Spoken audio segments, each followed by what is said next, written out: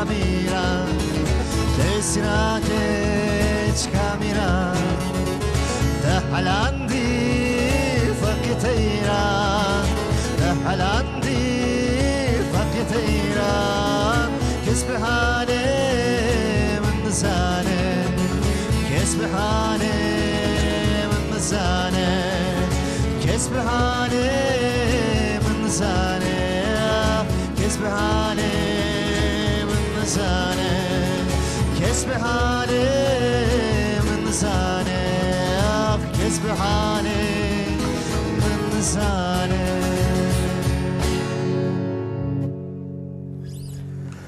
سرکلان اینترنت کردی سلاو و ریز بینرین عزیز و هیجان بخیراتن برنامه دویا هفته سبه و روژا و دویا هفته بخیر و خوشی بشاهی جوشی در باز بم شخوا امجبو دویا هفته خوشتر و باشتر به پیش بریم ونه موقع حجار پیش سپاسیا خور کسرا خواه هیجا بکن و سترامبیش محمد رضوان الغا دست و دنگ و دلی تساق بته هر بیجی مالی آوا موزیکشن ما علی اکبر ارگون سایم ارتن مالا و آوا دنگ و دلی و دست و صابا و هر بیجی بینرن عزیز دوی برنامه ده هر هفته هم لسر رنگین جیانی لسر مجرا که دناو جیانا مداد سکنن مجرا می ایرو لسر زواج و پرسرکه بریا زواجی امی ایرو لسر وی بسکنن و امی لسر وی باخفن جبو وی مجرا انا دو میوانی می گله قدر بلند هیجان حال قلب منه بدستوری واسه بزرم میوانی خو و میوانا می اول شورمنده دروناسی شافیا البیل ماموسا سرچوا سرسراتی سرچاوانا یشن باش انشالله باشم سپاس دکم چاوانا گلک سپاس دکم ماموستا بعد نو امجی گلک کیف خوش و باش من تغیر بیجی سپاس دکم و میوان میدنه ملا برهان تارینی ماموستا مرحبات سرچوا سرسراتی سریم تو ساق تو چاوای تو باشن گلک سپاس دکم ماموستا بعد نو ام باشتر بون کیف خوشترم ممنونترم صاحب مالا وابا ماموستا لسروی مجاری حواله ما نه وترک آماده کنم پیشی وترک خود تماشا بکن باشه ام دست به مجارا کن دبه بله ولی بنان عزیز نای وتر مال سر اکرانی پیش وتر میذال گل هفن کرم کن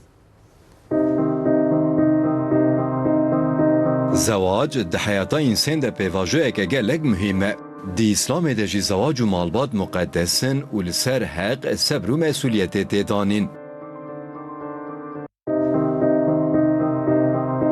لید زواج دجبر که ماسیات تکلیه بجیانینا مسئولیت جار جاران امکانین مادی باش بنجی شرین مانویات و احمالین هستواری دبه کبخوره هم پروبلمان بینن جغینی و عادتین وکی قلن آنجی نخت بارین مادی و اکونومیک چه دکن و سترس زیده دکن افجی دکه که زواج بدمه رزراره ببینه لگلو زواج جبو حیاتا انسانان پر مهمه دی اسلامیت ده جیه زواج چیه؟ گاوا تکلین جنو میران نباش بن چه پروبلم چه دبن که ماسی و پروبلمین مادی دزواج ده چه پروبلمان چه دکه دزواج ده انجامین احمالین هستیاری چنه تأثیر عادتین وکی قلن لسر زواج چنه گلو اسلامیت لسر قلن چه دبیجه گلو پرسکریکن اکونومیک استرسان آوا زواج چه وازیده دکه جبو زواج که باش چه لازمه برسوین وان پرسان و آگاهیین دن تاوی شیروین میوانین پسپور به برنامه داویا هفته و بین سر اکرانا و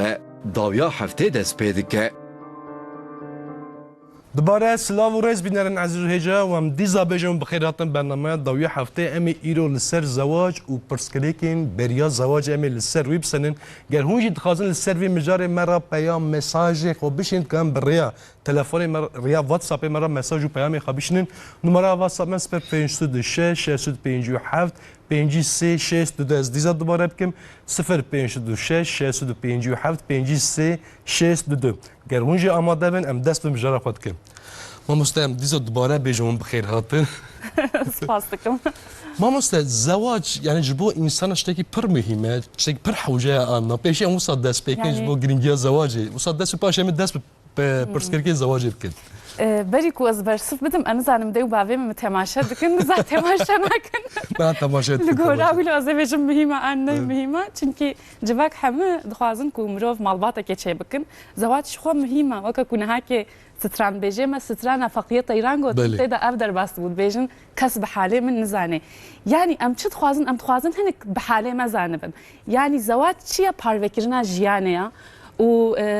آواکرنا مالباتا که جبر ولو زواج تشتكي باشا يعني جبر كو تكلي تشتكي باشا لزواجه ساغلم بله. يعني يكو نساغلم بن نحوجه او زواج تشي ببن يعني ام دكارن بيجن هف تمام دكن يعني كسك تنه نه تمامه يعني سر زواجي سر منطقه زواجي باغفر ما مستي يعني كنا دو كس براسي زواجه بيكس اري راسطه يعني دو كس بل دحل فكري جدا اللي بل يكس دبنا يكس وشخوا افجي د في بي واجوي د بشتي ميديا جواكي بشتي في هيامي جانا تيغو هارتنجي بري نها بهتر دبونا يكس بله وجه نها كي سرواغري لي كوريتكن دبي تام نابنا يكس دكس للهمبري هافن لجم هافن انا الهمبري هافن لجم هافن وكو مروف اكيبا عيني تاخم بي جارنا د زواج هذا مروف غلط فهم دكن وكو هردو د تاخمي الهمبري هافن نج اكيبا هافدونا تاخمكن دد عيني تاخمي هافن دبي ودو بكن يعني ما مسلم مالي ابا ناجم سيدي خب بس ما مسلم ام بيجن تجي دوباره بخيرات دين من دين اسلاميت دا وغرينجيا زواج شيء بله جالية الدين و وك جارة عولي قوختي بشرتين سر عردي إنسانية دخلقه يعني زواج تشتكي بيدوي حوجة داري بهي اتخوازن برسواوي بآيات بده أخوذي دي بيتشم ون مزواج بيشي آدم خلقان دي لقوري دين إسلامي لقوري قرآني ومن بشترى ديامة حوا خلقان دي متشما خلقان دي أو هفوكك آياتي برزيدة بالا مردكشينه وخلق لكم من أنفسكم أزواجا من ون جنو مير جهب درة خلقان جبو شون بزوجن جواب لتسكنوا إليها جبون بهب بسكنن شو قد آيات القرآن جبون تشتكيدن وجعل بينكم مودة ورحمة جبونا قول رحمو وحسكرن تكفنا بيراوة راست بفكر هركس بسريخ به كس نزوج او نسلك شوا ور الدنيا تشيناب نفسها ناخو حوجداريك هم فطريه هم روحيه هم بدنيه هم حوجداريك ديني هي ديني اسلامي لو ما شد بيجي قرد بي لازم انسان نفرز طابي ايش بينك بينا بيد اللي فقه حقوق شريعتها اسلامي يجي زواج نفرز ببلي سنتك مؤكده او كسي حوجداري بيبي ناخر كسا كي خورتك كاكو دبي اسكارم بالنفس اخو اسكارم خو تربيه بكي حوجداري عم بكسكي تنيه از بسري خو كارم هر تشتي خو دبارا خو بكم ويا براقبنا زوجه مجديناك لبلد في تخريبات اللي دنيا تشينك زواج شيء يعني زواج مرة بهفت سكن اف ايتا قود بي مرة بهفت سكان دبي مرة الهف رودنن مرة حوديا مرة بهفتي وقدش تفارقين يا قوت يعني حوديا مرة بهفتي مرة بهفت سكن عصر زواج يعني اف يعني وقتي وقت ما مستجي قوت ما مستشافيا او جاليه دروناسيه نزي في مجاري باش ببي يعني جاليه دروني وجي احتياجها انسان بهي وش غيري وجي جاليه ديني وجي تري لبر نسلك خراب دكره چونكي وقتي بزواجه ده يدي حقوقك تشهد به يدي دي باب زاروك نبي خالتيك متك اب خال يعني مالباتك افاد به ستاتو يا اكيد تشهد به بلي ستاتو تشهد به قوتك وي تشهد به يعني يدي زاني اوجي لسريه في عردي اوجي تشتكي اوجي روح بركه اوجي زنديك يكو نزوجي بالنافي واتشي بيكار يعني بيكار شو بيكار بونيت يعني نبك كارك عربيجي اشرب بيع عربيجي بكار بكورت ببلي ايه نزوجي بن هالشيء مدى صار زواجي بيم تشت فكرن بن هالشيء مدى اف خبر فاني شان الدنيا نزوجي بن امها بيكار بيني كاري وانا بي جبو دير الناس يجي يكون نزوجي بن وتشتنجي نخص بنا دوسا يعني دجياني دبكيري خنوي وتشتا افانك ديروناسيا وقالك خراب دبي راستي يكو هم نزوجي بن وهم تشجي دجيانا وهذا انا سر كفتنك نوجينا ولا تنبه وزواج تنبه اري مثلا هنجي نازوج ندي برتقاد نفيسن قالك تشتنا دي افاد انا كاري خوانا سر كفتينه بل تشدبه او ديروناسيا وباش تبي لي حوجيا يا باش يا حساد زواجش خصت باتشتا يعني كو يك ذي حوجيا خويك بجبو آليتهم دورستيك باش بينجه زواج ريك حسانج يعني دبربا رستم جرخي عبوريه تشتكي بلكي نحسن هيك بلي لا ان شاء الله وجه باش كلام كما يعني وك ما مستوقوت يا تديغو ايفاينز مثلا مرال ديروك تاريخ جدنر مرج فيتشتي هانج باش هاي دار دبه قالك كسهن نزوجين اما وانا رولك موديلك دان جهان دان حياه دنياي صد الآلية هم جالية إسلامية بله. هم جالية روج أضايفة تلفان الزانياري وان بله، تقول قالك شنبيري أسر وان نزوجي. رونك بيري وان تناز دكت اللي نربا إنسان نزوجي أما عمري خدانو خندنو ونفيساندني عمري خدانو خندنو ونفيساندني اللي ببلي ريجك جدنيا بكي أوان كسارة أصل زواج وانا لازمه شو قرب الزوج نبينا نفسينا ما مستر وقت شو مساز مينا كارب ما مستر قالك كسر الزواج نه لازم ببلي زوجي بيجي لا يعني قالك كسر لا من هوا نسترويجي ببلي من هوا نسترويجي يا يعني استني ايش جوفاني ام يسر كفتيرة ايه سركف بله. مثلا باورم يعني ببلي كي ابان تو ايه روسيجي بجميري تو ايه اسلاميجي بدي عزمانجي امام نوويجي بله، قالك امام كيان بان كسين ايه مشو تو لي نر حياتوان اما عمري وان تو لي مثلا امام سويتو سيسد كتاب نفيسانديه ما شاء الله اما نزوجيه افكا زوجي با اوي حقوقي بيركاوي هي حقوقي زاروكي هي وقت خوجوان رذاقتين ام لو ما دد بيج وك ما مستقوتيا او جی بر پرسیارک و دوی خو بگو هریج اقرب بله، بله. يا جو مثلا بكاري جارنا بكاريش تستايش بله بله. ما من سر گرینگی زواج سکنین ایجا پیشکش زواج ما مستثانی که زواج که خراب و سریدا دیاره يعني مرف كنت شباب بريا زواج در بست كرتني دا ودبي مرف هف باش ببيده بيوانا که مروف هبه مرف هف باش ببيده جبو پیشیا آستنگیا پیشیا پرسکریکا ببره پیشیا زواجی هری زیده چه پرسکریک دارتین و گله کسی پیشیا زواج يعني کو نشانیش دبن باشه دفج هف بردن يعني جو ریسکی دبین دفج هف بردن يعني گله تنگاسی چید بکرم که ما مستر اره شخو نها که های اما مده نوی فلورتا بله.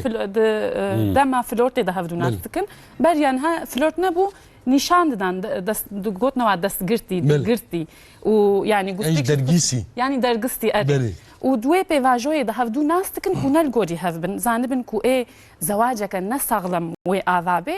دهنگی ده دف جهف دبردن افتشتکی گلکی نورمالا چه دبنا پرس گریک آخافتن يعني كسر هذه خويا زواجي نآخفن پشتی دما زواجی ده افد بنا پرسکریک دوی سر گلک چتا با آخفن پیلانی وای سر جیانی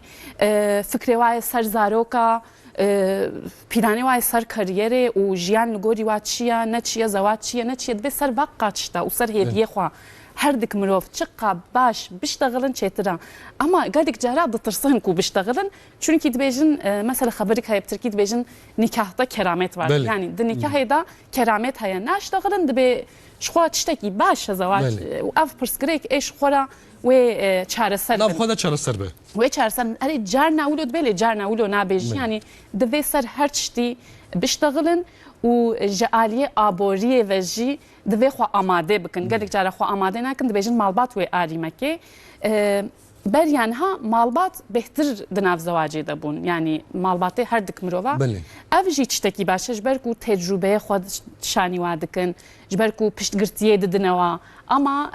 جارنا müdahale زیاده تر دبی و زواجی نه ها کی müdahale زیاده نخوازم راستی جبر ولو سینور هيا سینور گلکی چتکی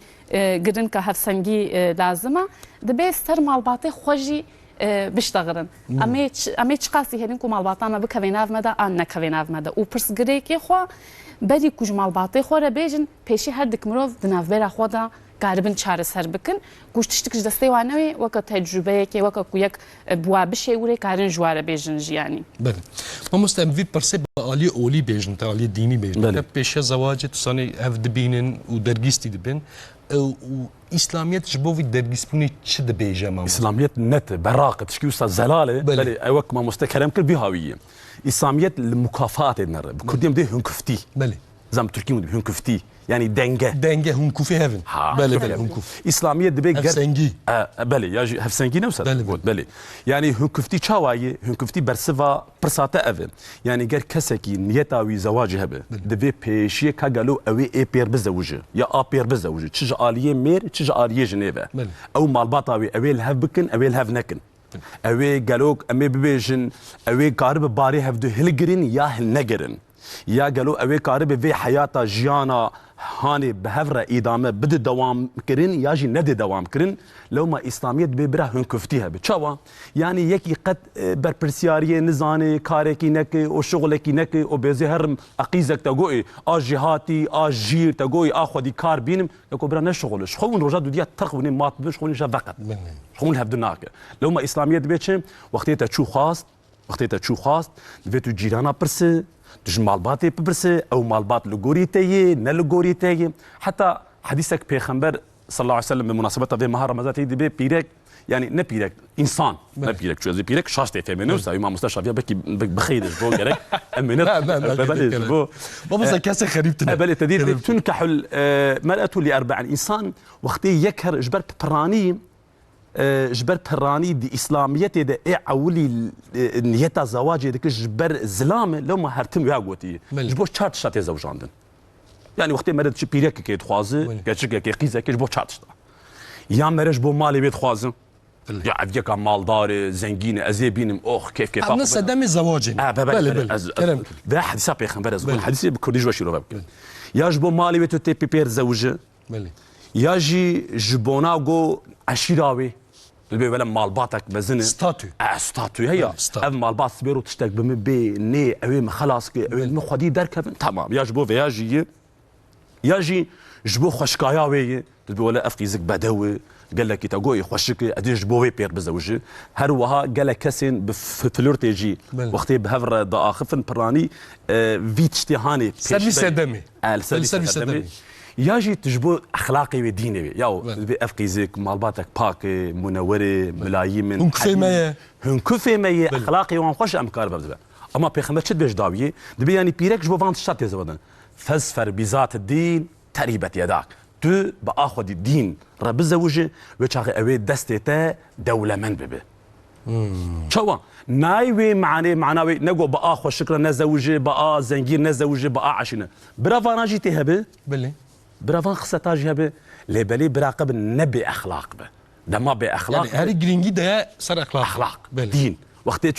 چونكي دورده چونكي اشتبهش مالي خوشكاياوي عشيراوي دنافا مالي ده او الو تاثير ناك اخلاقي ولا تاثير واسطه مالي باش درب دمينه درباسي باخلاق دبه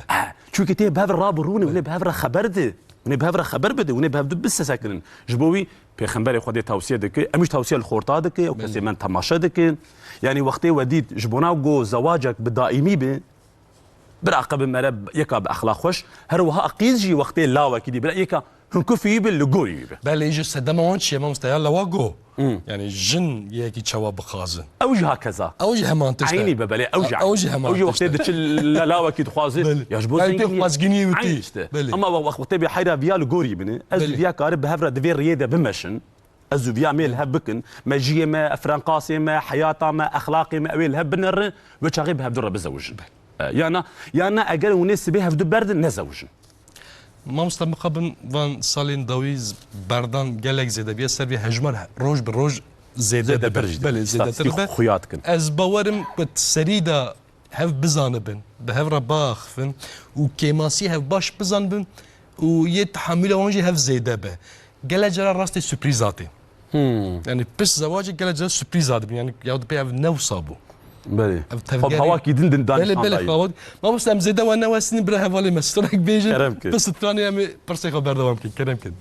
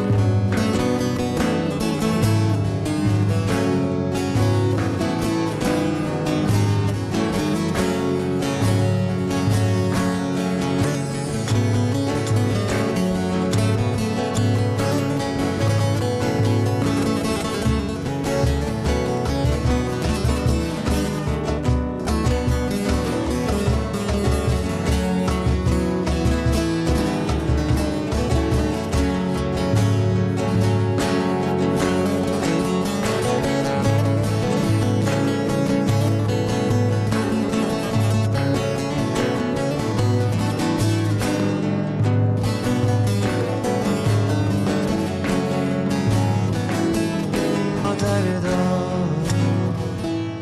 درد و تا سر ما بردار ساعت خوش دنگ لدنه به مالیا و ساعتها خوش ما مستوان سال این داوی دایده تکلیم روزانه دا و کس چه بیجم زواج ده ترسن او دبی پسیکولوژیا رواندنا زواج چی بیا او چما چی دبی چما خورتی ما گنجی من ها زواج ده ترسن دترسن كودنا زواجي دا خواون دا بكن فرديتيا خواون دا بكن كيليكادي ما قوتيا نهاكي مروف نابي كسك مروف دبي يعني دوي زواجي دا دكس الجمهف درباست بن دترسهن چونكي دبينن يعني يكو زوجي نرواد ميزين جيانا وقالكي تيغو هارتن دترسهن دبي بيرك عمجي عنجي بيرك دبيجن زلامم ايه خوازم كو از قالك تشتي خوا بقو هيرم سرفي دترسهن وجاري ابوريه وجي دترسهن ونهاكي ام بيجن زي كوشا سر قالك تشتا بر برسياري خو وكي هياما دي قالك جارا ناين جه مثلا تي بيرام تشاخي كو سر درسي خو تخبطيم نحو جابو كودي وبعدين بكا بالشغل ازبطني السروي تفكري متقود في ازمونه دا از درباسم او از شغلين اما جنجي ما نهاكي دفي ام بر برسياري وا نشان وا بكن جبر ولو دترسهن يعني بر برسياري الزواج دا زيدترن ودفي ولو بيجيش خو يعني مروفكي كو نكار بيجيانا خو بغوهيري حوجيه مثلا بيركا خو حوجيه بسيكولوجيك نوي نجه نكار بيرا علاقه دار ببي يعني نزوجه تشتره چونكي حق ما في وانينا كو مروفكي ديجي بخنا تنغاسيه دا بلا وجه يعني درونيا وخراب رايك دنيج نحن هاف باري درونيا خراب اريد ذي ولو بكن وجانا علماندني نباش انا مثلا علماندني سرقلك شتا ام بيجن بشاف الميديا جواكي دغركي ليزي انجي زي درجيانا يدر ودمشا اري انجي تشنا دا بانجيتي ترياكي تشنا يعني دبيجن كو زوجي عدلي افجي تشتكي نباشا چونكي دبي بري زواج خو بعدلينن چونكي زواج نليستك ام اري دفجف بردان نورمالا لكرك ام فيجي ام نكنا علماندن ام نبي اغامني نكابلا بزوجن كنا بلا بردن اي دفجف بردن دبي نيتنا جواك يجي خرابتك جواك خراب بي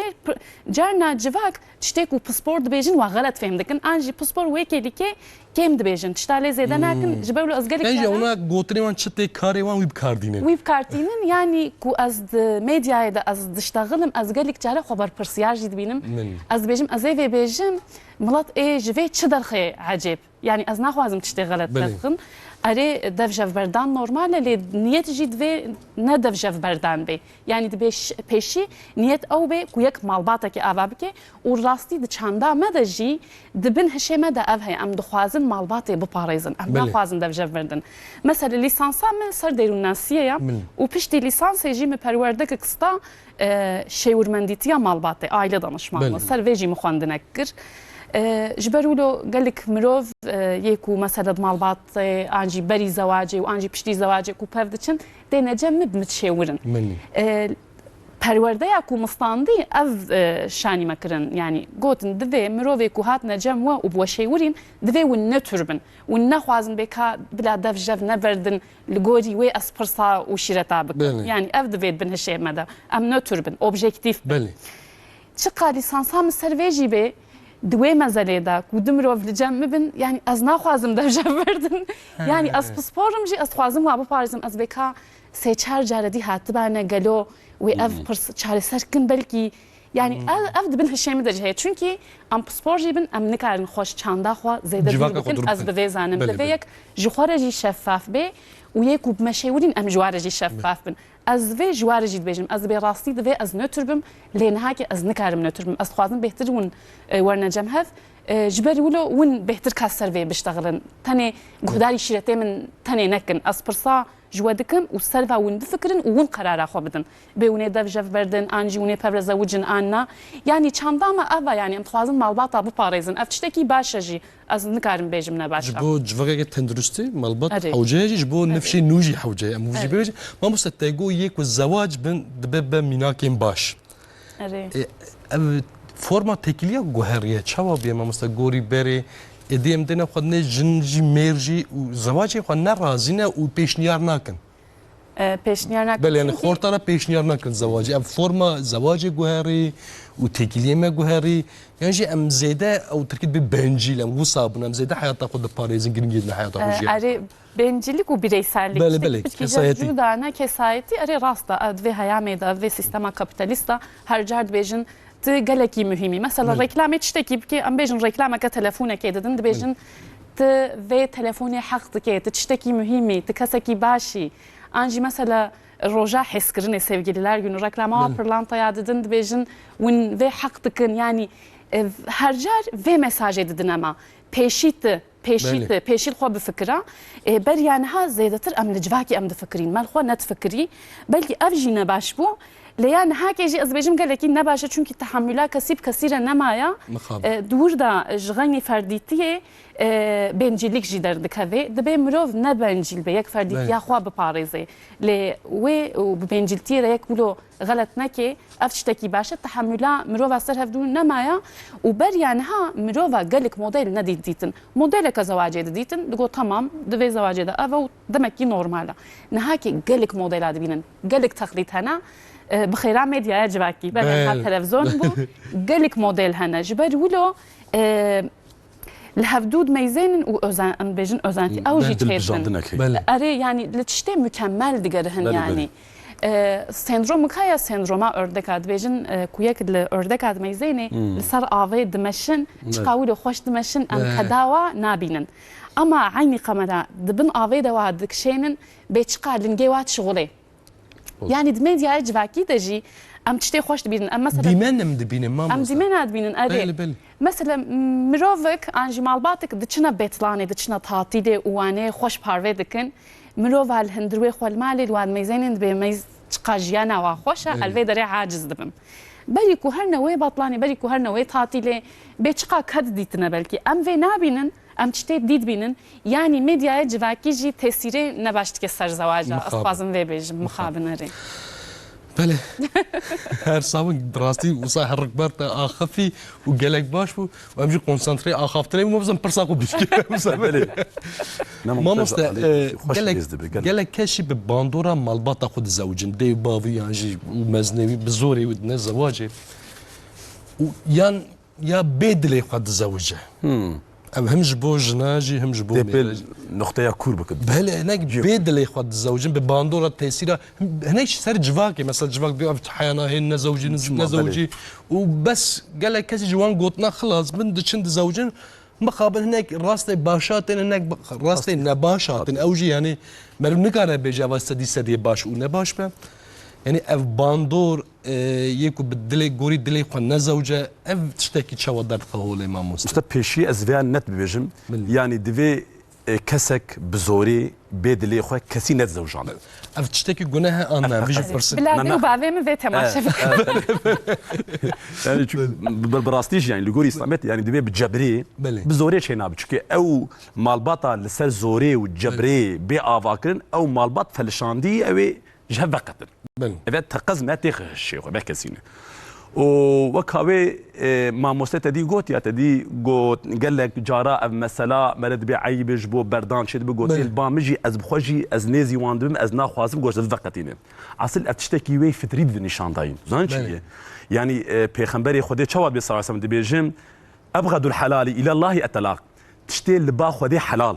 وهريقو اخذ جي عادز تلاق برداينه برداينه يعني دفي برداين حتى من بسيكولوجي ودين دارجي اي ملاجي چونكي تي با ماجي سيدا ابوكا منو لاوين بهفكتي قيزا منو زافين بهفناك خيرا خو نصيحه الوان بك شيت الوان بك بنا شفدو فنقد اي دفي مرا باش بشوبيني او مرا باجي وان جبو حياته وقت مرا كسن زوجي نجبو خوان بزوجاندن برجبو خو بزوجن مالباتي ماجي بطراني وهاي وقت زواجك اساسا به لسر خوشايي به لسر حضوري به لسر اراميه به او مالبات شويه الروج او بيش بكبه اما براني ايدي بافاج بوچي دبي افيا از خوازم ناتي بفيار بزوجه يا ولا از نا اب مالبات نيزي مي اب مالا انزانم تشي وها اي مي وني فانا بزوجه ناخر مذهب الشافعي وحنفي ورده جداهيك هي بله اف جداهيه وانجي تدي مذهب جبر حتيا مي نوسا بله. جبر حتيا مي جبر خوشيا مي دبي وقتي وزوجها مثلا مساله قيزي دبيجي اي شافعي دبيجي تقارب بعض وكيله ولي قيزكيه اي مذهب حنفي دبينا قيزك بكيف اخو بيكي لغوري خو هن كيف اخو دي قارب زوجه اما دفرده بآمن هل زق وشاغيا ما يدور از مذهب الشافعي بيتر توصيتك بيتشما چونكي هين تجربه بيتن راسته هين جوانه هين نه هين تزي نكتي ناف تشقلو وقماري وقريجي جاني نزانه هما يكي الكدري يكا خوشك صباحي دبينه يكا كارمن دبينه يكا دبي تقذاب ناخي البشوي قالوا شهنه لو ما امام الشافعي شد بيجي دبي تمام لاوي من قيزا من هر چقاس تجيري تجيهاتي چقاس بالغجي چقاس تقوي چقاس سركفتي يجي شخص بريار يا تبجي چقا بريا بري برا بارامج تهبه بله نا نابي اسلاميت الشافعي نابي امر سيسنا يعني برا المجي غوداري كا قالوا اوي فيا نجيتا ويل هبل هفني دبي مهرفاناجي باش ببريار داين سربانشتا ازو حالي نرم ما مستك كش لوي مرفات تنبه مرب راحتك دكاره باخر يا ويتشاب يا خورطه حس كده بلا هفر بالزوجين بله لبالك كش لوي مرب بقى هبه بله ودبيا ولا كان ام هناك ببرسن افتشتكي تشاوايا ام مالبات ببرسن وي خورطه ببرسن بطيباتيجي والزواج ببرس هات بكرن باشتر بيا ما مست راسته شغل لو ما اسلاميت جي بها بيش نياردك شغل لو ما ام دبيجن يعني وقتي وبرسي حتى نجم الباطل مست جيراني وان برسي ملي جيران برسامم او وانو وبريفبرا وانو وشونا وانو هاتنا وان زانه بركي تو هرج مال جو ابي برسي ولو نباش بجي ابي وان او بيجاوي تركي براقب ياجبو بزوج ياجبو امي ريبرخن لبالي جيرانك امين شغلو ما شريعة ما شت بيجي وقت تشوف جيرانا برسي يكي هات برسا يكيش تكر اكتشكي اخورتكي الله وكيش تشتكر وشاغي تبر راستي بجوان برس بده يعني فيا تشب تشكدي فنشر عيب عريوان سبيرو بيشوف دفقتن نوسا دبي هات جانا هردك مروف باش نجي لتبيعتي وانا الجوري هافن بلي او ناوك او مروف نباش يعني جانا باش الهفدونا بلي طبيعة دبي شيء ما قلت يا او كفتي مهمة بلي بلي هاد فيه كفتي اساسا في زواج كفتي صار طبيعتها وانا بلي كفتي لسر طبيعتي لسر شولي وان يعني كاري وان تقول ايه لسر اخلاقي وان لسر اختياري وجوانا وان ما ترابي يكي جوان بيكا اختيار زوجين دبي مثلا شينابي باناجي هي يعني ما ندعف يعني هو كفتي دهرت شي دمال دي دملك دي الراب اكتشكك سبي حتى ايفاري وقت اقول دساراي دي التعطيله دي الكيفيه وخورتكي وقت مني الربان سبي حتى ايباد خبرت بجبين شخو بالهبنك نوسا ميناك شمات ميناك شمات ابنات بلي يعني ترى جبو تماشافان باش فهمك تقول مثلا ما مستقوت يا مديا جواكي بر تاثيرك ما زندك بين خدك شنو وقت او تعبان مثلا اردكي قوت يعني ابانات تف دبي باش بفكر هما ثاني ام الظاهري دنره وقت ام الظاهري بنره عمري ما يقطب دبي ام الباطني بالهندر بنره او تشقص هندر قالب يتوي ونيل هفبين دبي القولي بيعمل بمش بله ما مست ساعه واخ باش ما مست راسي وصا قالك خوش من داخفن از باورم بیناری ماجی برسوا گلک پرسی خوشی دیدن اموسا بیجن خوشیاتی لو ماشاءالله تو خوش پیش کرد نهایت شتفنی ماشاءالله وسا بریک و پیک پیش کرد که امل تمات والله كالصحبتي باشر صاحب مالا بابا ما مستمعو سر سالوختين هنا كشي هنا وزارك وان براستجي زواج هنين يعني در دوره ماجي مديتيه انجي ما بهستيه نا مالا ما داجي شيد به و اقربا داجي خزمين مرفا داجي ناف جيران داجي وتدينا خدي او لوكا يانجي او كيتشكا يزواجي نتشاوا نه يعني سرخرابي درونياوي نمسعيته اري كيما سيكيوي هي لبلي وانا دزوجين هات سرباري سر زواجي بيجم ياود بزوجي باش به قالك غلطة بزوجي باش به افتشتاش ما دو به يا قن هي وامرو في ديجي خلاص تو خدا ازد بهما شو فازي علي قناخ ما موستا بفرسم لا بلي لسر دروني ازد بيجم يعني بريكو بزوجن كارن بروفاي بكن يعني بروفايا سر جياني بر برسيارا بخنا دستيوا مروفا دا بيكا سر بتني سر واتش داوتي ان ناي جاريه ابوري وجي لاليه مالباتش اريه خانيه کی بيكا بكاراننا برا ام بيجن شرا برا كاردينه يعني هري جرينجي وما موستا هري جرينج او اري راستا د زواج دجي پرسکریک نورمال و پرسکریک چقدر کومروف آماده جیبن کو چشتن سریه کی ام بیشن تئوری و پراتیک نه که هفدونا یعنی تئوری ده یک چقدر آماده جیبه کو پراتیک کردن پرسکریک و در کردن او نورمالن هنگی کارن تجربه مروفا گهدار بکن اما دوی بری هنگی کارن هر نه دیرون ناسا چونکی مروف دوی خوشی ناس بکه هی خو ناس نکن دبیجن کازی زوجم مروفا کی دید به مناسب که گلو تو ناس که ام تو ناس نکن هی ام خو ناس نکن گلک جارا یعنی دوی یعنی آماده کاریا بری زواج گلکی مهمه کارن هر نه یک و درگستی بن پفرجی ورن جم شیورمندا و واره بشیورن جانا ویجید کن و از گرک جارا ویجید بیجم از بیجم کیفامن بهتر جمالایاره تیج بجیشکاوا یعنی وقت کو نخوشا انجی دانشان یعنی کومرو وادشین نجم پسیکیاتری و قایجمره ناشینن مالا بهتر دشینن مالا وانا وا گلکی از پاسیه خوش واره جید کم راسیه يعني بري كاريمه بو خبر از بري كاريمه بو اجاب خيروان اخو دجوا راضي او تشي بوني بس اجا ادشين باري بري افكار تبل سمليمه باري واسلك يعني او جوا قهدار دكن ونصيحتها جواتكن اما بيجن كون هرنا جنب برسبورا كيجي لورجي يعني قالك جرا اف محسكري از جانا تينا جم از بيجم كيوشيات شوكي از وناسناك نزانم كنا دبيجن والله سيداي كيما هبو خواندەکارنەوەی هاتبوو نەجەم وە ئەو ژوا وەژی ناستەکێ گوت کە هەرنە ورژی یعنی ئەس خوازم وێژی بێژم نۆرمالە کو یەکەرێ مرۆڤ نارە بشێورێ یانی مامۆستا ئەو دێ باوچما یعنی زارێ خوا و ئەم بێژم 20 ساڵە 25 ساڵی یانجی 30 ساڵی بگێ و زارێ وان بەندەی تشتێک بوونە گیرۆداری یعنی باغمlı. Yani ahlaki yine başa. Uz bxaji zanen. Uşxa dibêje ya me bizawja û hinekî eva baş biye. Yani em van dê bavar açıp bêjin. Berî hingî bila bizarokê xwe re bikevne têkiliyê de yani pevre biaxivin biceribênin bêka karî ve hedmandinê derbas bibe an derbas nebe û mirova ku ê buare zewcê jî carna biva tişta zanin jî qebûl dikin ev jî normal e yani ew jî dibêjin kamê ceribênin yani ku yek bi çiş nazanibe mesela got ya divê ji cîranê wa jî pirskin ku pirskirin zanibin jî dîsa karin li gorî wê qerarê bidin çünkü her kesine mükemmela çişte baş hene u ne baş hene de taybetiye me de karaktera me de li gorî wa çiştekî qerar edin ama ku sürpriz derkevin ne başa çünkü ku sürpriz derdikevin dibêjin ez bi vê nizanîbûm yani ji aliyê derûnnasiyê ve jî xwe amade nekirine ser wê pirsgirêkê ser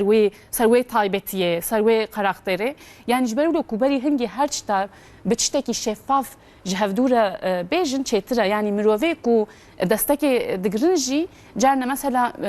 spor jî şîroveya wa dikin dibêjin mesela ku kriz de yani bangîtîn ne tiştê ne baş yani yê em bêjin uyuşturucu ku kriz hat malbat ê çilo warek kirine têkiliyê nekevne têkiliyê de wilo şîreta li hevserê wa jî dikin ji ber wilo yani ev di jiyanê de ji xwe her car tiştê ne baş wê derkevin di çi pirsatkin bêjin iyi günde kötü gün rojê baş ne başta yani rojê xirabî carna pêşiya me hene carna mirovek jê qezakê derbas dibe û tenduristî xira dibe işte seqet dimêne an jî lingê xwe destê xwe hûn datike me hingê dev jev verin ê wala lingê te hebû wexta sere jewcîm nehakê lingê te yine ez ê dev şte berdim yani fedakartî jî di zewacê de heye divê mirov fedakar bin ku ew mirov berî zewacê ne mirovekî fedakar bê bencil be di zewacê de jî ê wilo be heman tiştê dike di heman tiştî dike dibe empatî yani berî zewacê hemhalî bikin vê helimin yani serva ku dê û bav jî modeleka baş bin serva tişta zarok jî wê baş be بلز نهاد قرم حشارك بدن بيناري من هم مد جرن وبرا من نجرن بيامي خابشن دسبيكا برنامج حان هم مد جرن وبيام بيشنا من بيامي بخونن وازوا نهاج رجعتكم فناكن تلفون فناكن بيام مساج بشينن او باشتر به بل ما مستا ونها امي جناهي ويتشتي بيجن بله يعني خذ ما الكلام السربي دوام بل دوام كلام حاجه تبرس في كلام ما مستين كوغوت يا شو عايز سلام مستا نكاح ديني مره تمام دك زواج بله شو ديني مره تمام دك وقلت يا اجر اخلاقي وين باش هبن بله خصلتي وي ايجو امي بيجي ان الجوري ريهبن وقتي بزوج افياد بدوزنكي تشكي دوزنكي يعني ريكو بيكي بدوخه لو ما بيخنبري خدي تشد بيصار سام دبيجيكو نكاح اجر ون بزوجنجي او نكاح او ديني وكي ماسيه وهبت و تمام بك بيرك امانتك باش بينك يعني باش بينك الزلام جبيرك هرتم زلام سردست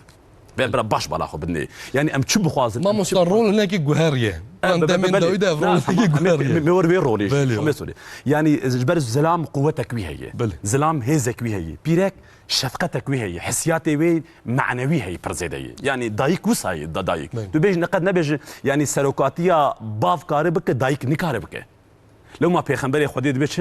البریا وفات خوشی دبی بنا مپیرک جوار امانتش دی لوان مخاطبه وان نشکینه تقول تعدی ظلمه حقیقی حقارتی وانک آنها دبگو به اسلام ایرو ده برواش کی چه بیه ایدی پرانی ام گلک جاران پید حسن گو پیرک تعدیه الزلام خودک يعني وقت المجي وقت البامج بو فقطانني اموان قداي بابو ده بلي هن ميناكي في هن بلي نقو كم بيجي هي قسطامل نقو قلم هري بلي كم بيجي هي كم بيجي هي بلين نريا وجا زلامير ما فقيرك بابوكك بلانغازك جبت تقوي لي بيرك تعدي لي ديكي جاردنا السيرفيا دو قرآن بيروز ده بنا سورة مجادلة هي مجادلة معناها مجادلة وزوك مناقشة تكوشي اخوده بي سورتي وزان سرچ نازل دك سر جنكك نازل دك بيركك نازل دك سبب نزول اوي چي اذ بيركك ناوي ام خولته صحابيه پیغمبر خدي سلاف وسلام من خدي لسربيبه تي دبي يا رسول الله دمكي زلامي وي لمالي جيد بجهر تو وقت بشتا دي عمل ببه دي اسلاميته ده جلاتي تون الزهار نتلاقي بلي نتلاقي الزهار يعني تو وك او كسي المحلال تو وك وان اف قوتنجي دي اسلاميته ده هنكي زلام بيد رجها فقط مدتك هي اف المخاولات تي بار يا رسول الله زلامي من زلامي نافي اوس خدي مشاش نكي دبي جمره اف كلمه قوتيه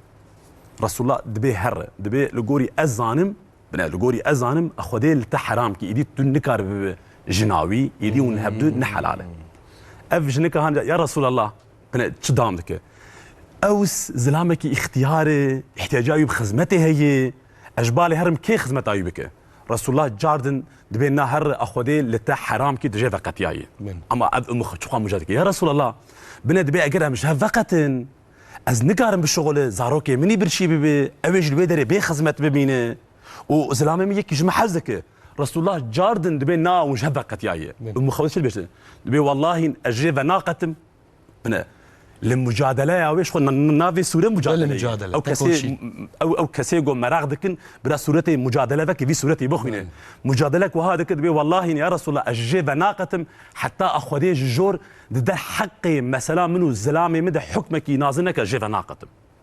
جنك دشي ايفاري اخذي وحي دشينه قد سمع الله قول التي تجادل زوجها وهي تشتكي يا محمد او دنجيجو او جنكا هات بترى مجادله كر جبو زلام يا خو دهات ما بهيست وانا لهفدو حلال براش هذا النقطه لوش اخي بيخمر ابريار ده اخدي ايقاظه بيخمبري خدي دك خدي ايقاظ دك چما بنا اوقاس اخدي لدجي بردانيه لدجي فقط عندنا لدجي چونكي وقتي بان انسان هفدو فقط زاروكي مقدور ببن لداش خبرت بلكي وزلام مالباتك هي حتى اللي قال جا مالبات كيفن ببرهف دو مقابل افيش تك يعني تجم برسل لغوري اسلاميتي يا ولا هف نكر نما تقوي نما بهف در دوام بكن كارجها فقط خدي حلالك كريه اما انا بردانا بكيفي نبردانا جبو تشتي لوكس نبرداناش بو گوتنی برادای نبرداناش بو خبردانکی بردانا گو حنجتا برداهینی بمنا برد يعني حكمي وجهي حكمي بردانه جي بكيجن اوي مريض كره برده بلي يعني الناس تك هي صار انا تفا زلالدك شروفدك جبوي مخاص شي بنا يعني القران بيروز ده يعني وك بسيكولوجيا كيبنا القران دعين دمي بسيكولوجيا عماله شوانو بيرك مجادله دك حكمي اخو دبي اجي بناقه يا زلامي اختيار زلامي مجمع حزك دبي حتى جي كده دبي والله يجمع حزك يا رسول الله في خمر دبي نا وجه فقتياي جبوي وقتي وبرسي خوجي بسيكولوجا يا ملايا وبرسي هربا ازانا اهلي فيكاريه دبي قال لك جارا ري شاش وري نراس نشاني وبدا مالباتك خراب ما مستأونك بس شن ده مرد برسس أنا بجن كوياك خازجيني هرم بيشي صالوخي بجرين كان ياك يتشاوية ما قابل هناك شيء صالوخي وخلات تدن شوا مجو أو هناك كسند بين زوجين وصالوخي وأنا باش تدن أو فيدا باري بيتشتكي تشاوية يعني باري إيه باري أويك بس صالوخي خراب شاشت بله تشتكي نباشه تمام بلكي زواج تر نباش بكاكو بلكي جيساني نرب باش ما تو هر کسی نخشو ناخو نخیر یک مثلا شوا بیجم اري بالي مثلا قد دا تنگاسی که ماموسته او جوی تشتی زانه و دشیره ها عيب او افغاني و دشیره از وید بیجم وبالك و زانه جی وفال شيري او يعني نخوشی کی وی هيا بله يعني اشوف قمارد ليزه بله يعني وتشتي خراب دك او جوی زانه و باوی کچکی برای کچکی آپ کید بفرق نگد بیا ولا ابهات یا خازگینی يعني جي ابدعوا کچ آمد که يعني کچکی ده او پروبلم هيا بله فهم كر او دبرسه دبي یکی چاویه و اواجی بزانه بون زانه وی دا تنگاسی که وی بدشیره بقولناك مزنه بله شكي پیغمبر خدای چه بيجن غير كسكي برسا هنكا جوكر بله براست خبر بدن بله براستي بيجن يعني بحياته وان نليز هذا كسين پیغمبر حكمي وبالي وهي يعني كما تفشيره حتى بشارتنا عيبكي وقت ما فشيره جسبيرو او بسبب صدمن قالك تشتين نخوشتر دهام مستر قلت يا شي بك قلت يا فشيره او سبيرو بتر خرابتر به اما تو راست جي بيجي او جامير هاني بكي شوهر اللغوري دريه كي دنخه او جارتين مثلا هم كفتيه كي وانا ايه كفي هفدل غوري وهنا انك تجيب تايد كيفن انك عذر وان هي انك معذرات وهي يعني دبي فاناجي ما باش تعقيبك خلاص باش ما مثلا هتجيجر ما هتجيبو هم بس بقى قلت مالا وابا بلا هذول مستنك بيجي ما مسته برا مس بكن بلا نجي بس بك كلام كده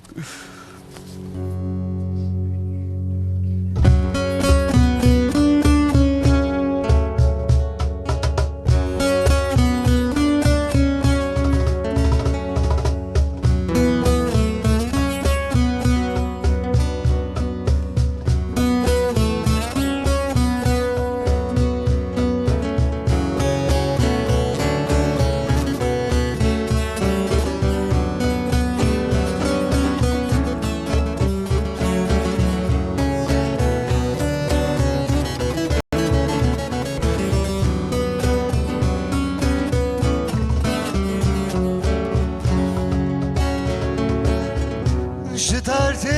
dünyayı ahnayı zmani şevroştunan Ezgirtiyo hissiri jiyanamın mahbete ahmuye firan Ştert dünyayı ahnayı zmani şevroştunan Ezgirtiyo hissiri jiyanamın nahbete ahmuye firane Maran bari dünya tarih tüvina dilim zani Liben atet şoloç yandı heliya liban tarih Maran bari dünya tarih tüvina dilim zani Liben atet şoloç yandı heliya liban tarih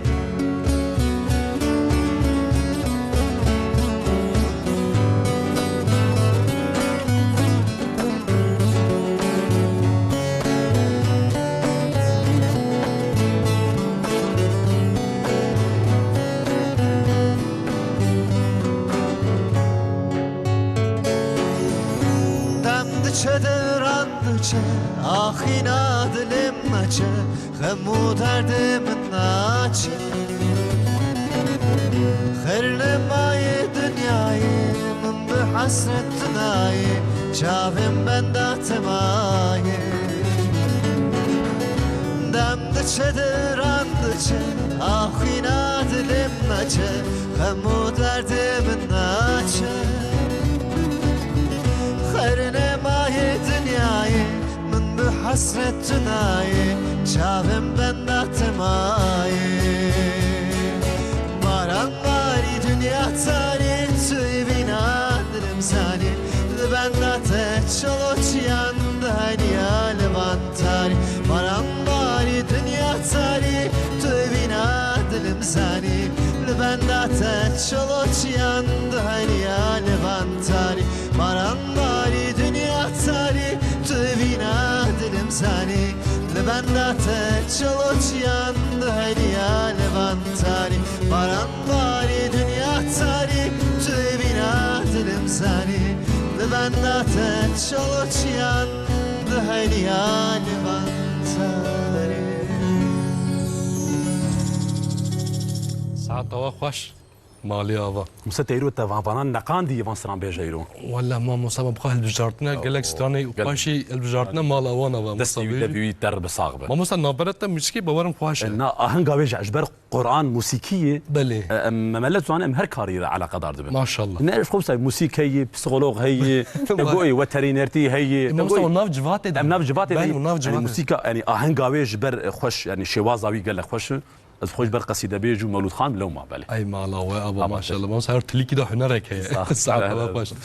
وشافي انا من اجل سر او روشه ابوري بسنم يعني بيشيا زواج قال كسب يعني روشه ابوري وان ترسينه ودرونيا ماجي خربت كم مخابن يعني باندورا روشه ابوري جواب الخين دوی هر دک مرو سر آبوری هیوی خو پیشیج هفدوره بیجن کو هیوی هر دک وک هفدو بن پرسکریک در ناکوه هن دبیجن هما ام نانه کی تسی بیوازه کی جیب خون بس مایا اما کو هیوی هر دک مرو جب جودا بن هنگی پرسکریک در دکون استاتیک جیوید بیجن راستی مامۆستەگۆت یا گۆدڤێژن هەفسەنگی بن وەکە هەفتوو بن ئیستاتیستیک vê نیشانی مەدەدن مرۆڤێک و شەرت و مەرجێ و نێزی هەفچانداوە وەکە هەفتوویە دەف ژەڤبەردان لێ جیواکێ هەندکتر خۆنیشان کێمە ئەرێ کێ من مرۆڤێک و شەرت و مەرجێوە گەلێکی ژەڤ جوودانەکی ئابۆریژی ژڤایە یەک و شەرتێوانەوە کە هەفتوو بن بهتر دەف ژەڤ دەبەردن یعنی ئالیە ئابۆریەژی دوێ مرۆڤ خۆ ئامادە بکێ ڕاستی ئەو دوێ پێواژوەیەدا پرسکرێک بهترژی دەردکەون و جار نەخۆگەلێکی دەترسێننجی ئەرێ ئابۆری دوێ هەبێ لێ نەحەوجەیەک و هەر کەس لەسەرایە بژی ینی شتانەژی جانت بێ ئەم نکارن داوەتا بکەن ئەم نکارن خانیەکی بکرن ئەم نکارن عەرەبێ بکرن ئەرێ عەرەبەت چێ نەبێژی زەواج دەرباس دەبێ ینی ئەرێ ئەف تشتێکی مهمە لێ نە ئەو قاس مهمە ینی زەواج نەتەنێ ئابۆری تێکریەکە ئابۆریە ئەرێ تێکریە ئابۆریەژی ناو زەواجێدا هەیە لێجارنا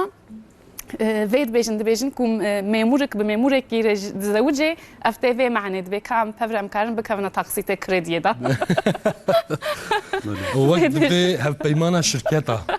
erê weke şirket yani ev zewac ne şirketê aboriye tenên yani divê yek li temaşevana xwe tiştê xwe li tişt ne dîjî meyzênê zewacê de gelek tişt hene ez dixwazim vê jî bêjim û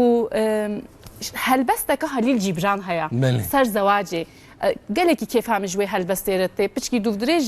زەژی تێماشەوان پشتەکارن ئەوژی بخۆینن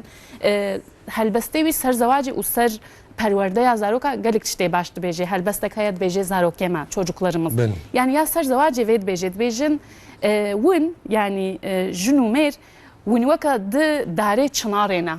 li cem hevdûne sehawa yeka سهاوة دك هي هفدو وجبركو طاول وهر دكاد دي وبريس هي سهاوة عينيا لكوكي وداري مزنجي جفقت هاينا كوكي وانا بفرنا يعني ما قلت يا تكليبونا فردي بي ام بفرنا انا بفرنا يعني دبيجن ون جنو مير لجم هفدو آوي وخون ليش برداقة هفدو آوي نوخون يعني فيك جعيني برداقي آوي وخوي هنجي برسكريك تشيد بن يعني نورمالك وطايبتيا ما بتشكي دب نوكا هفدو جيبن يعني سر في بتشكي بفكرم ما مصد داخواس للسر ابورينك جوهر يم هازاند بيا واز جارك تزوجم وهر تشتي دخواز شقا بيشيا زواجي ودرجستي دانيشان ده يعني بردان هذه زي السر ابوريه تشد يعني هاف بردان ناب نسري نازوجن يعني قالك كسنه نشاني او نيانجي وفلورت كنا دينا خدا ونكاره وتشتكو او دخوازه بينهجي ودفجي بردان يعني برامش ابوريه خا هم عاليه جناج هم عاليه مراجعه ما حد عاليه بيجن داخواس قالك هم يه وان كسايه بزوجن هم جي مالباطه مالباشي قالك تشتخوازن مخابن يعني اف تشتكي تشواشيت كان في جواب نخنين يعني کو بفکرن بری مالبات بری زواجه دعوتك مزن دخوازن قالك زنات خوازن قالك نزاشت خوازن دما زواجه ديسا او مروف كفنا طنقاسيه ده يعني ديني دعوتي ددن شان روجا يعني كان صاله روجنا صال ما مو خلص روج بيا بحث روجانك خودش ترازي والله خلص روج بيا اتباع من مال كمان شوتي ده جبر امزان قالك هي سيكتورك يعني جهاز تشتي جهاز درون يعني تشتكوا ما نادي يا ماما اورغانيزاسيون وصاد كن براستيج افات برساتي ورا ماموستا سبرا ماموستا خلاص يا باجي برا برساتي بخدين بله بله تشتكي غلطة ونباشة ديسة الميديا يجب أكيد الهفدود ميزين سرج زواجي فكرة وصاچت بن لوا فراغماني دعوات ميزين مروبيكو دزوجن هر سال دعيني روجيدا واوانه خو پارویتکن و ویدیوی خو پارویتکن دبقی هر کس قرال و قرالیچنا اما زواج نه اوا یعنی پرسگریک جیته دهنا دو تماشتکن دبیجن که اجی ازای زوجم اجی ازای سروی کرسیرونم بلاوانه مجی بکشینن اما کود زوجن میزنن روجادی نه افتشتنی او مقیاج دچه او پوب دچه وبراستي سيكتورك يعني مروفك كو جند تشنا كوافوري جانا نابجن ازي تشما داوطي كو بيجن ازي تشما داوطي عيني بوفيتشيتكن بهتر براد خوازم بدلا يزيدتر بدلا يزيدتر زلام جي بزهر ما بله زافا بله يزيدتر غاطي بينش غاطي ونشون نبي ما بيش فاطم تراشا خو بقمر نبي زافا یک دسته خوشی وکیت بزن بن کو زواج چه بو پرج دسته وادر کبن نپینتی بن اما نب ازنتی بن يعني پشتی زواج گلکی پرسکرکتر دکبن يعني مامو سهنك روجي خوا بيروس كن دبي مثلا فلورت ام بيجي دبي اول روجا ماي بنجامين ترتمي بيروس روجا ما هفديتنا عولي بله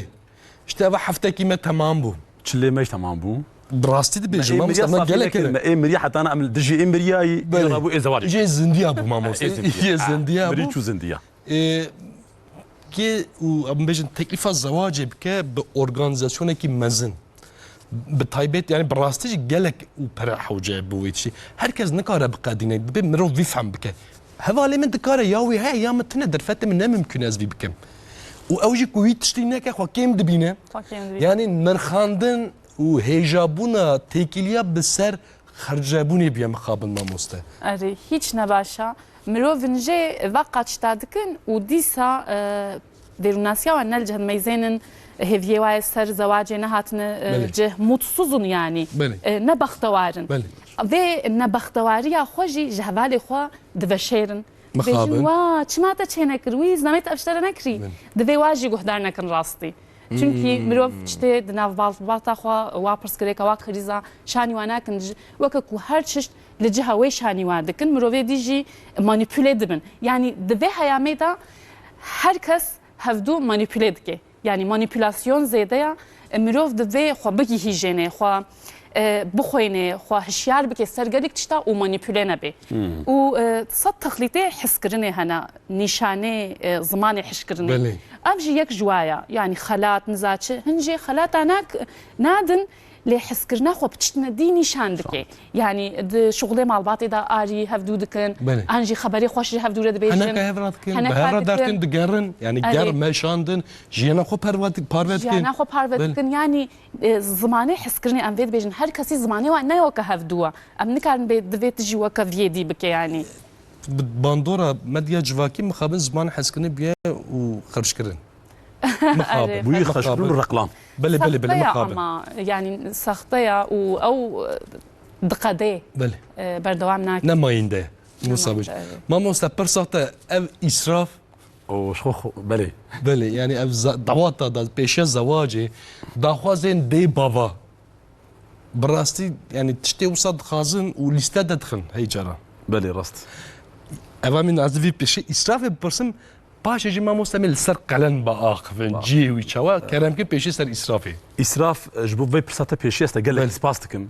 باوركي اسرافك بحد حساب دعوت هذا مصرف هذا المصرف هذا ودوان زيرين قد خازن بحد حساب هي ايدي خورت جوان ما زوجاندني دترسم دشكين شخو اخو دي اسراف حرام كريه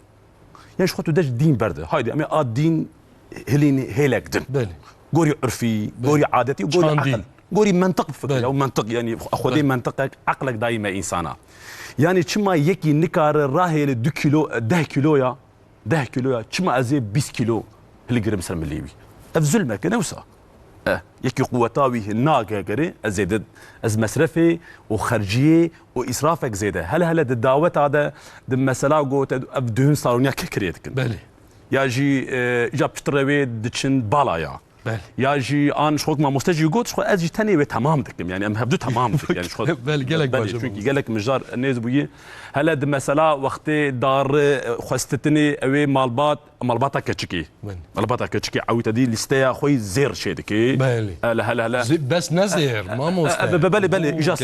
اجا كم اجا تور بريه كمرجيا بله كمرجيا ياجي ولا تدار دغون صالونيه تو اقاسي تشي دك بينا ولا بيان تيرامناك ميفاني مقلك زي ناككو حرام بله بتر ابارنا دكفستي بوكو زافا ون شركتي افاناكن عسى شاشي دفرديه يعني وقت ام زواج شي دك ام دوقي ام شركتك افاتك تفان خورتات بشتاوان دشكينه سبير روبانا حتى 10 سنه نكارفان ديني خبده هركس ندوله منده هركس نزنجينه هركس د حياتك رفعت الناجي جبوبي قالك فيا مالبات جارك نبر تعافي خدر باس بكن للسيرفيا على قداري في مساله سروق باشقاني مي بارتيا قال لك انا كوملايا هي قال لك جرى دخواست كن يا سيدا وشمال سر زواجي لسرفان زيرا خورتي يا سيدا بخدينكي مصرف زيده بوي امني كار بزوجه قال لك غازج راني خرج مد بله شما خورت جبر تكليف دار شقيزكي زيد كر خورته يا سيدا شما مد وعزي خد بي خد نابجه كوكو ادجي بالريا بالتلفزيون وترتك كردي بانغوازيا من قال لك جرينجا بانغوازيا من تماشافاني مالي او كسمه تماشافت خدي بي خمس ورازيبه از خوازم ویلی زیده بکم کو مروفك کو بحسان قبول كر وقالك زير نخواستن جيد في قيمتي واجي زانبن بله راست قالك جرا از جيج هفالي خويا جن از في حستكم دبيجم متشتك نخواست واما هفالك مهبو قالك تشت خواستن مال باطاوي وزلامي بهتر قيمتي وزانن جبالكو از حسان افجي بانكا باش بمامو زفجي متبردن بله فيجن يعني تشتكي وكو حسان بي او نتوي معنيكو او بقيمتها بله او يجي قالك بقدر قيمتها فيجي زانن از باور من قيمتره عين راس او قيمتره عين بانغوازيام افن ما خلقين رحاي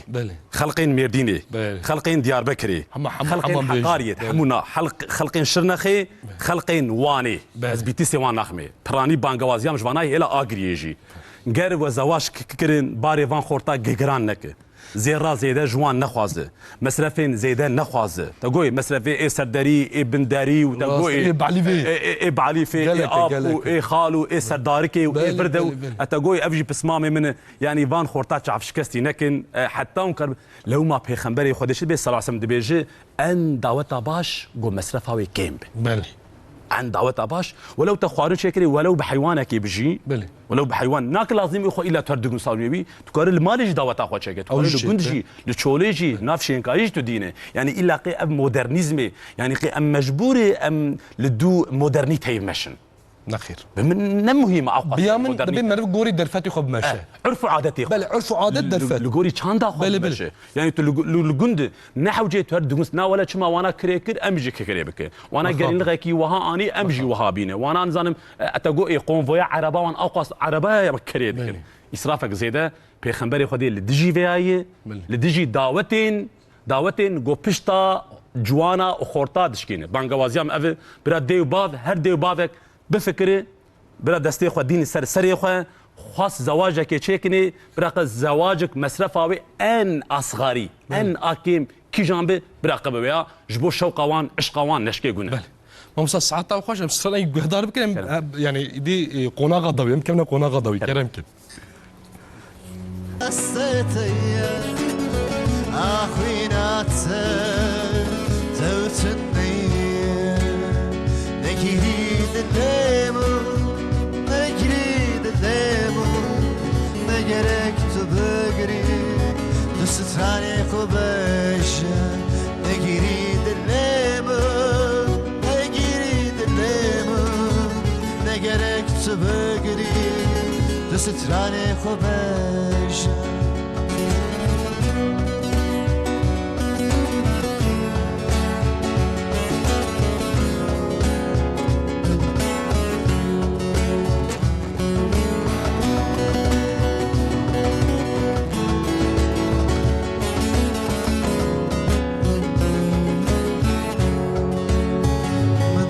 دستت او دست زلامکی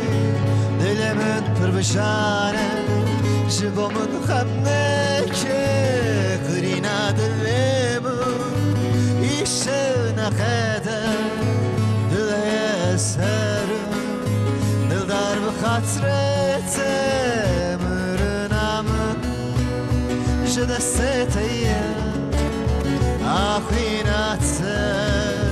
توتنی مرنامن جدستي آخینات توتنی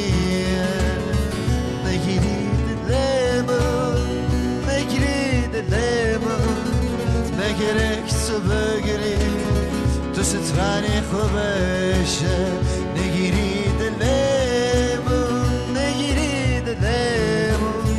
نگرک تو بگیری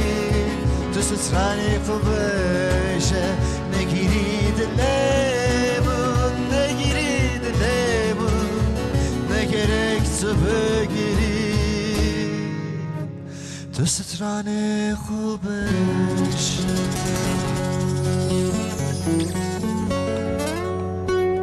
ساعت الله خوش گلک سپاس دکم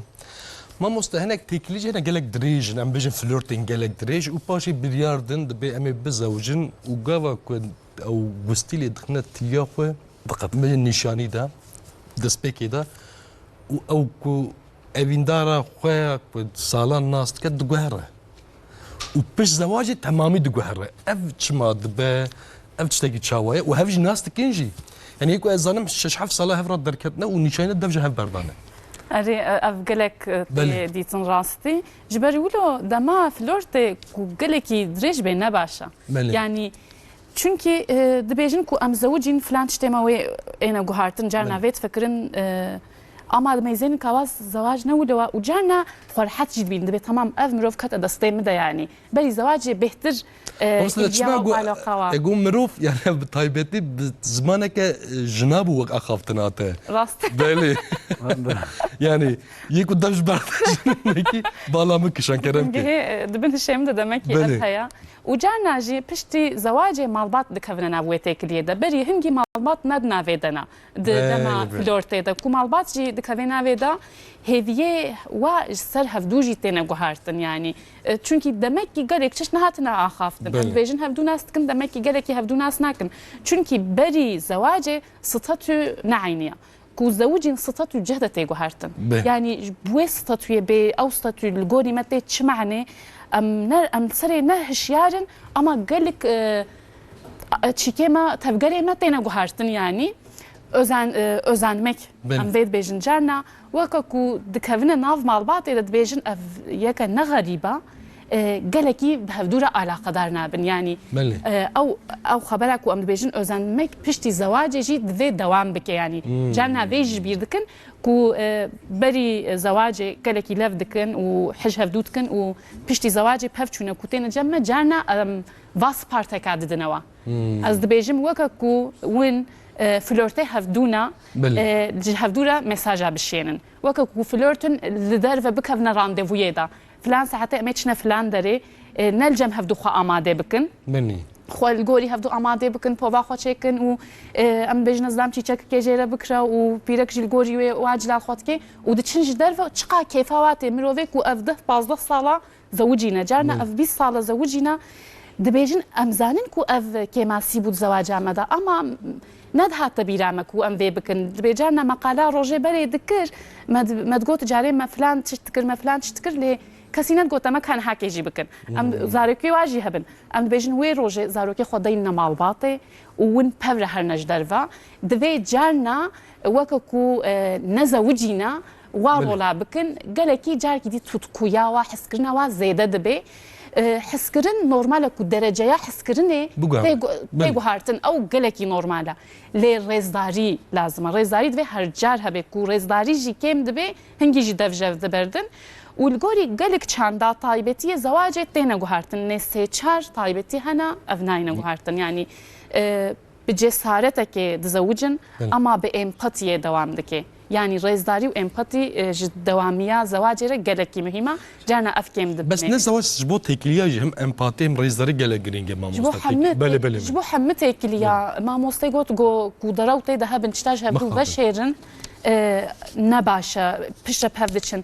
حمت هيكلي چه تخليتي هيكلي بن قصر دروا اذابو بن او تيكل داري خراد بي هافدشن كو شركة هفدو بن شركتك يجيبن كو ضروك بكفنا ناف ويت مخابن او خرابن يعني او خرابن مخابن ساعات توقعش ما مستا مش جوار سر قلن شاندا مدى قلن الجمع و يعني باندورك يتشاوى دل سر زواجه هل وجدن ديني مدى جي قلن تشيه جي قلن شو يعني بقطعي يعني تقسم حرام ها اجا ما مستا كافيش جديتنا نابيجن قلن ببريشير بريشير جي بله قال فيش كليبه يعني حلاليه فيش كلي قال وندشن قيزك كي تخوازن يعني او برا بخوازن او مالباطا قيزك وبولا اف بري هاني اف مصرف هاني ازيل قيزا خو خرج بكم بله قيزا خرج بكم طبيعي مبلغ جي ناس زايده به نتم مبلغ كي زايده تجي ما مستا او هي نيات دبيك والنيات باخش به هرتش باخش به بله دبي بريشير لبله بريشير دبي هناك بريشير تنيه يعني مخابن نا بريشير قال هبش دير هي بله دير هي زواجرتن قال بريك يشير مع حلال به بله لقوري حقوق اسلامي شخوش ديره شخو ديره خود دي كار تدي زاروك خو ببرال يعني الهمبري ببرا بده شير داين لبالي قلن كسين الدين ده تنيه وحرام وجناه مرجع دور بكبه يانا اگر امجي دورنك عادته اما عادتك شاشه عادتك ما غلطه ناك لازم يخو هر عادته من راسبه ناك عادتي يخو ناك لازم يخو هر فكري من راسبه هر خبرداني من راسبه ساعات خوش يعني دبي قال الا هم هاتشتي ازم هاتشتي من راسته ما حق ناخر ميزان ما ككو ما مست براين عزان شي خوشكي ميزان ما اسلام ميزان ما اسلام مش اسلام ديني فطرتيه ديني وقت ما يعني ديني يعني شو يعني ديني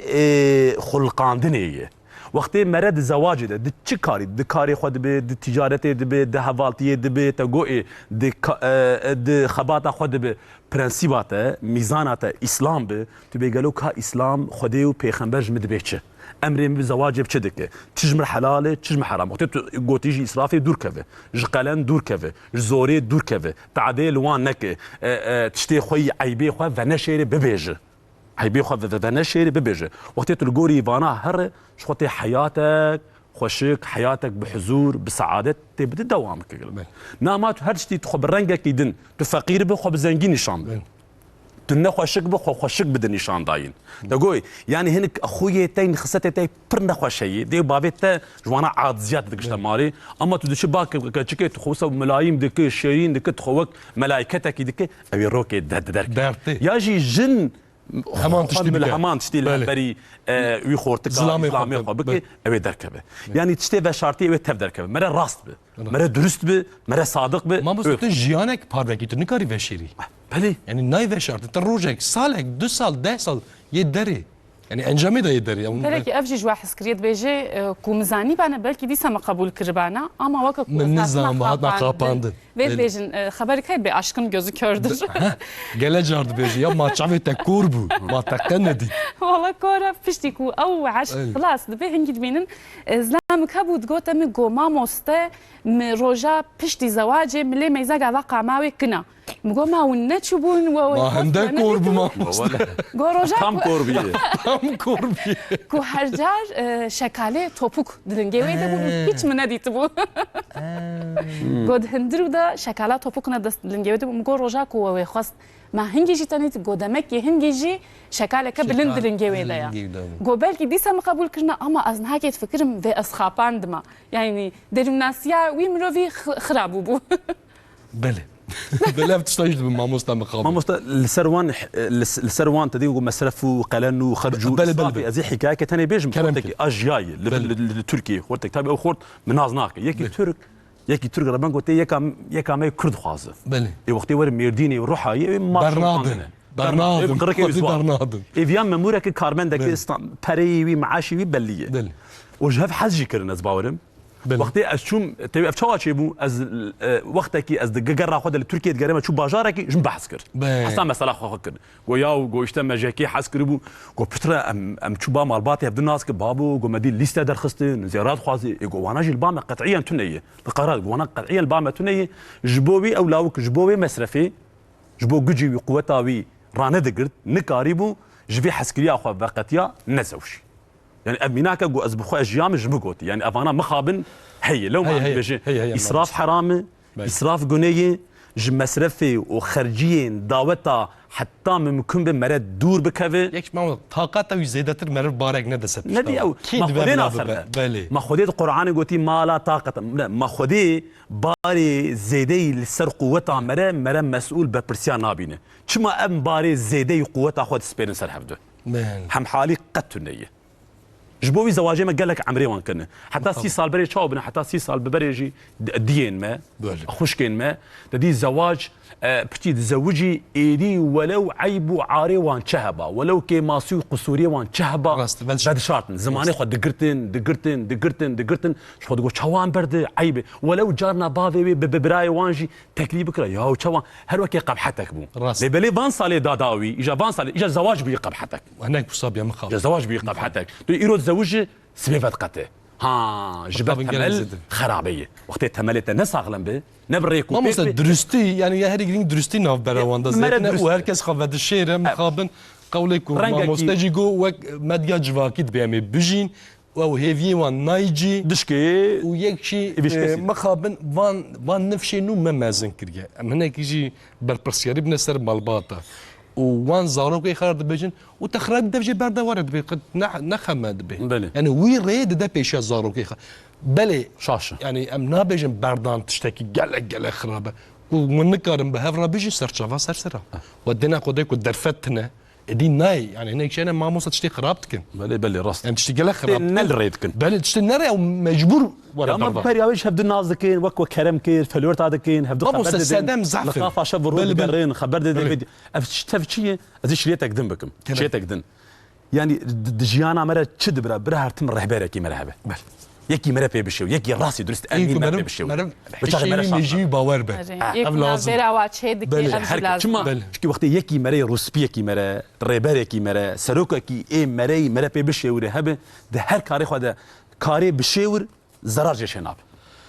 ما مستقلك سباس كم جوارها براستي سباس خوش دو قالك خوش شو برنامج هي برسمج قالك ما مسم مخابن دمام خلاص وش ورمان دار الناسي شافيار بالمالات تابا مالا وجي قالك سباس كم اشتراج برهات ناطه ونبو نسيب ما هبنا دي في جاري بو نسيب جان ديار بك بالا فراتر نبو وما بهف راجي من ريزا فيلم داجي ماليس ما مسل ورجي ما بناسكن هما ريزا فيلم ما بهف ون ايه هبدو ناس غريبه نعم ما مسل مالا جمالي مالا جمالي قالك سباس كم وملا برهاني تاريني ما مستا مالاتا وقالك سباس مش بوهات تم قالك كيف خوش بون ساعه توا خوش به سترام بيجي ما محمد رضوان الغا دنگو دلي تساق بقالك سباس كم جتراجي وموزيكشاني ما عليك بر ارجون صايم ارتن مالاوا و دس ودلي وساق با ونهار بيجن قالك سباس كم جوارا بلا بينار عزيز مخابن ام ايرو جهاتن دويا برنامج خو حياس بي ديزا ام همان ساعه الجم هافن حياس بين الناف خير وخاشي ببینن دناو آرامی و تندرستی دا ببینن دناو جیانه که بکردی دا خاطری و دم باش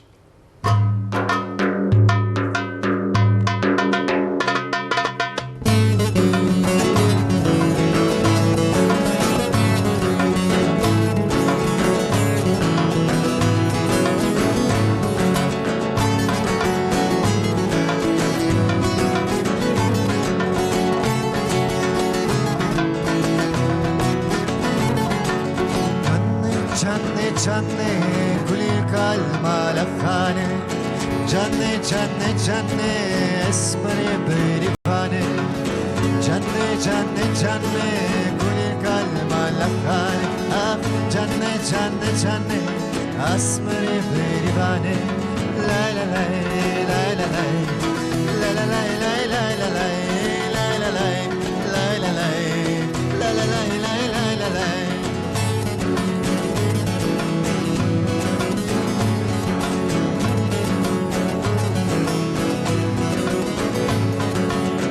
قربان رفنه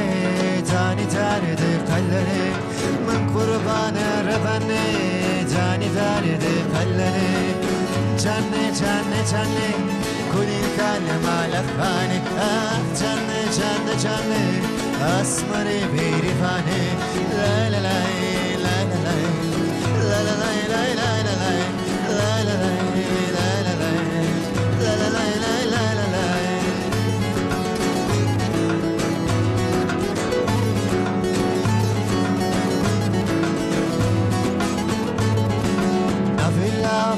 نسانم ناوی کچک سلطانه ناوی لاوک نسانم ناوی کچک سلطانه جانه جانه جانه گلی کلمه لخانه آخ جانه جانه جانه آسمان بیریفانه لای لای لای لای لای لای لای لای لای لای لای لای لای لای لای لای لای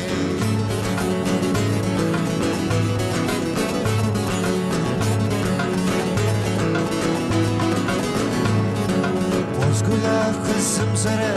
kesera ser kesere. Pozgule kızım zere,